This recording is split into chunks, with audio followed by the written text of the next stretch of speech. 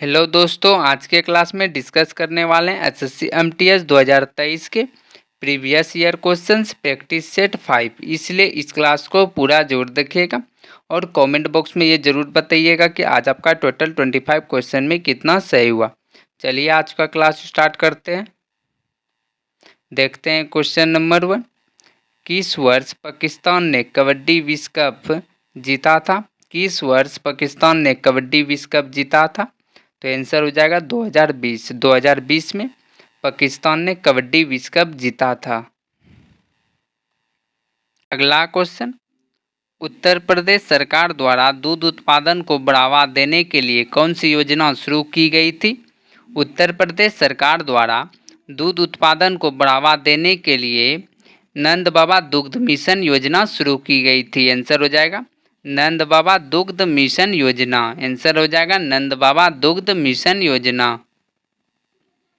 अगला क्वेश्चन, 1928 में Hindustan socialist Republican association की स्थापना कहाँ हुई थी? 1928 में हिंदुस्तान सोशलिस्ट रिपब्लिक एसोसिएशन की स्थापना कहाँ हुई थी? तो आंसर हो जाएगा दिल्ली।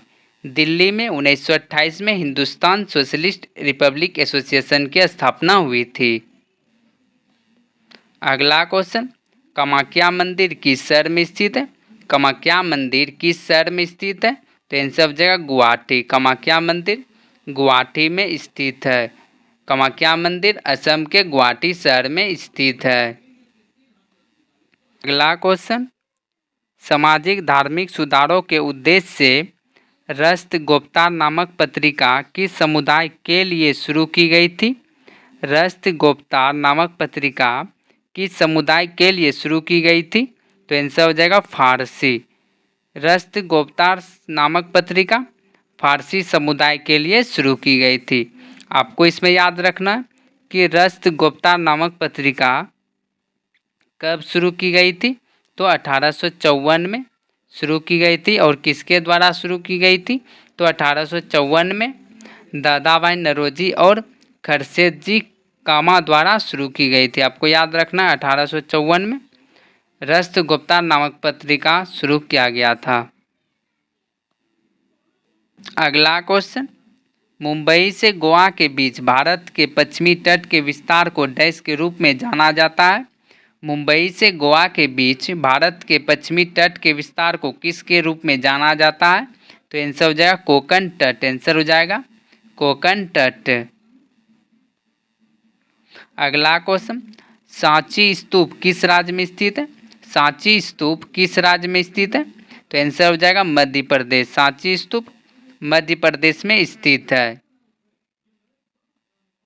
अगला क्वेश्चन, त्रिमुखी, पंचमुखी, सप्तमुखी और नवमुखी जैसे तालों की रचना करने का श्रेय किस भारतीय संगीत दिग्गज को दिया जाता है?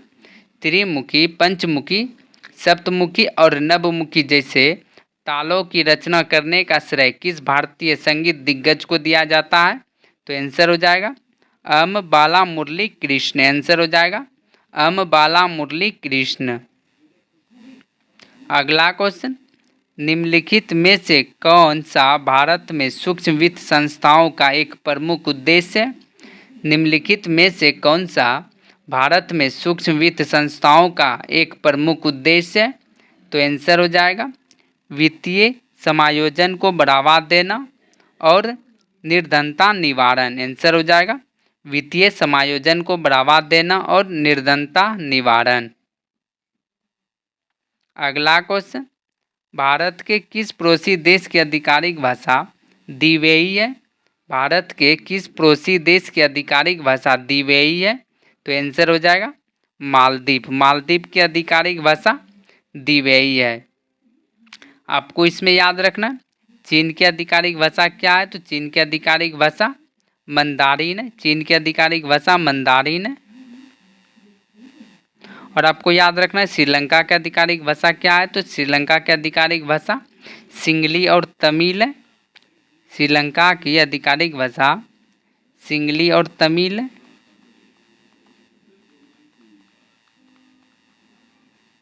और आपको याद रखना भूटान की आधिकारिक भाषा क्या है? तो भूटान की आधिकारिक भाषा ज्वांगका है। भूटान की आधिकारिक भाषा जोंगका है। अगला क्वेश्चन, उत्तर दक्षिण गलियारा जो स्वर्णिम चतुर्भुज महाराजमार्ग का एक हिस्सा है वह भारत के निम्नलिखित किन दो शहरों को जोड़ता है? उत्तर दक्षिण गलियारा किन दो शहरों को जोड़ता है? तो आंसर हो जाएगा श्रीनगर और कन्याकुमारी को जोड़ता है। आंसर हो जाएगा श्रीनगर और कन्याकुमारी। उत्तर दक्षिण गलियारा श्रीनगर और कन्याकुमारी को जोड़ता है। आपको इसमें याद रखना है कि पूर्व पश्चिम गलियारा किन दो शहरों को जोड़ता है? पूर्व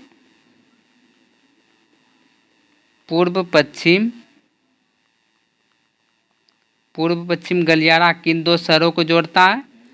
तो आपको याद रखना है सिलचर और पोरबंदर को जोड़ता है। पूर्व पश्चिम गलियारा सिलचर और पोरबंदर शहर को जोड़ता है।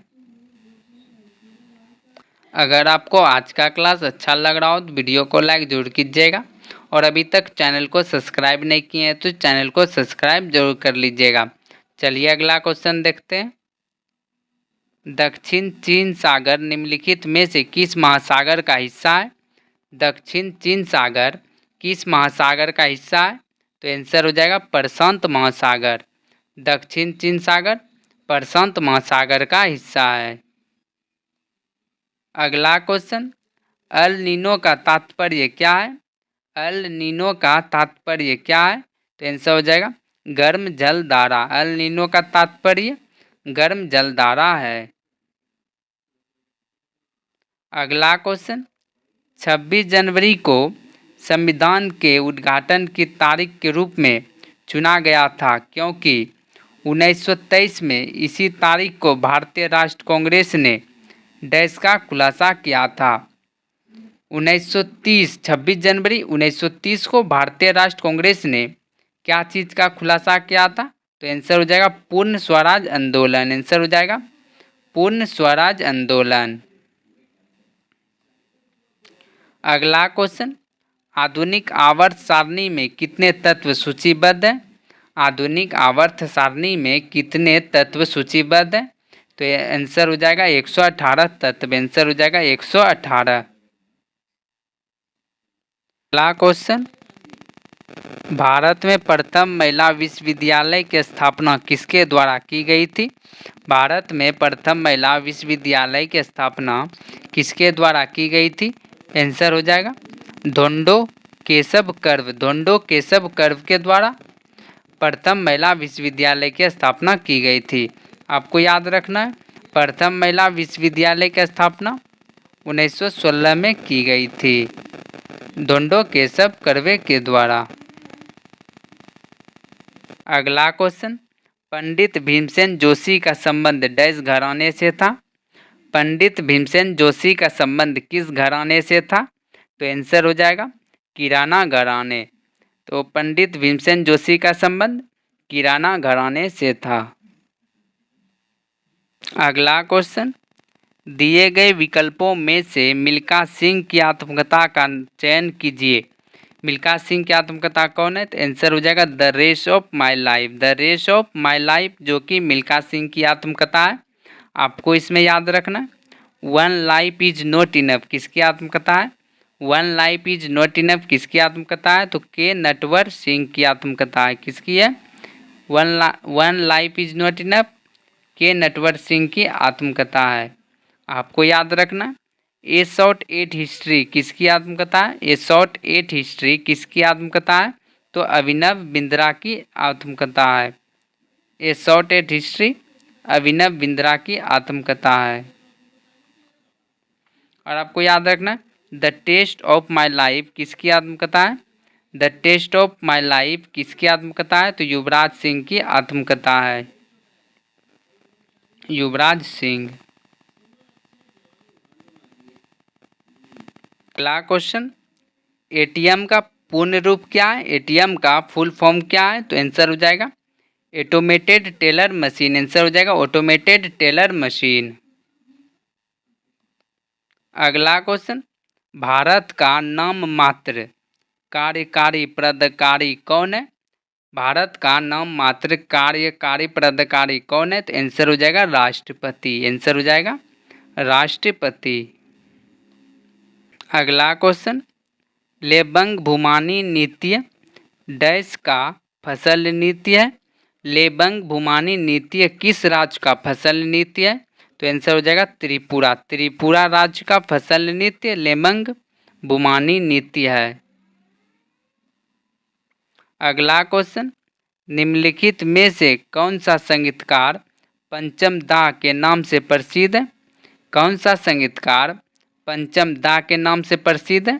तो आंसर हो जाएगा आर डी बर्मन। आंसर हो जाएगा आर डी बर्मन, जो कि पंचम दा के नाम से प्रसिद्ध है।